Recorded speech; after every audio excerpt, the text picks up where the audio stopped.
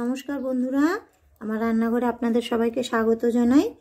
আমি এখানে 3টে ডিম নিয়ে নিয়েছি, একটু পেঁয়াজ কুচি, ধনিয়া পাতা কুচি আর 2টো কাঁচা লঙ্কা কুচি করে নিয়ে নিয়েছি। এতে একটুখানি নুন দেব আমি, নুন। এবার এটা মিশিয়ে নেব। আর লাগছে এখানে আমার 4 পিস পাউরুটি। আর এই যে আমি এটাকে মিশিয়ে নিয়েছি। আমি গ্যাস অন করে ফ্রাই প্যান গরম করে নিয়েছি, একটুখানি বাটার দিয়ে দিচ্ছি। এই পর না, এটা একটু মেল্ট হয়ে যাক। ভালো করে মেল্ট হয়ে গেছে বাটার। এবার আমি এই যে ডিমটা পুরোটা দিয়ে দিলাম।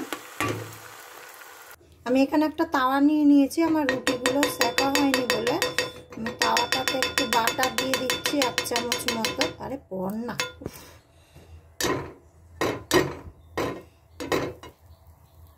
একটুখানি বাটার দিয়ে এই যে আমি পাউরুটি দুটো বসিয়ে দিয়েছি। পাউরুটি দুটো একটু হালকা আমি সেকে নেব বাটার দিয়ে। এবার আমি এই ডিমটার উপর থেকে একটুখানি চাট মশলা ছড়িয়ে দিলাম। তো আমার পাউরুটি দুটো সেকা হয়ে গেছে, আমি এগুলোকে নামাবো। এবার বাকি দুটো পাউরুটিকেও আমি হালকা হালকা করে একটু সেকে নেব। এবার এই ডিমটার উপরে আমি এই পাউরুটিগুলোকে বসিয়ে দিচ্ছি।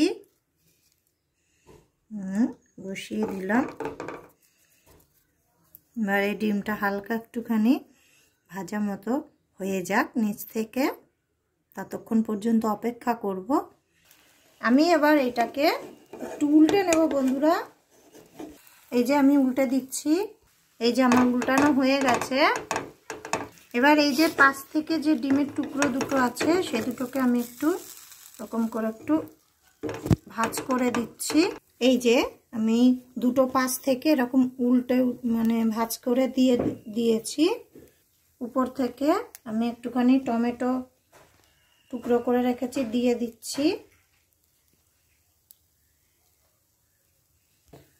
এবার আমি এখানে একটু চিজ টুকরো করে নিয়েছি, দিয়ে দিচ্ছি। এবার উপর থেকে আমি আর একটা পাউরুটি যেটা সেকেছিলাম সেটা এরকম করে বসিয়ে দিচ্ছি। এবার এটাকে মাঝখান থেকে কেটে নিচ্ছি। তো আমি এবার নামিয়ে নিচ্ছি এটা। তো বন্ধুরা, এই যে আমার এটা হয়ে গেছে, এটাকে আমি একটুখানি কেটে নিচ্ছি মাঝখানে। এই যে কাটা হয়ে গেছে। আর এই যে দেখুন বন্ধুরা, এই রকম হয়েছে। তো বন্ধুরা, আমাদের এই ব্রেড স্যান্ডউইচ রেসিপিটি আপনাদের কাছে কেমন লেগেছে অবশ্যই কমেন্ট করে জানাবেন।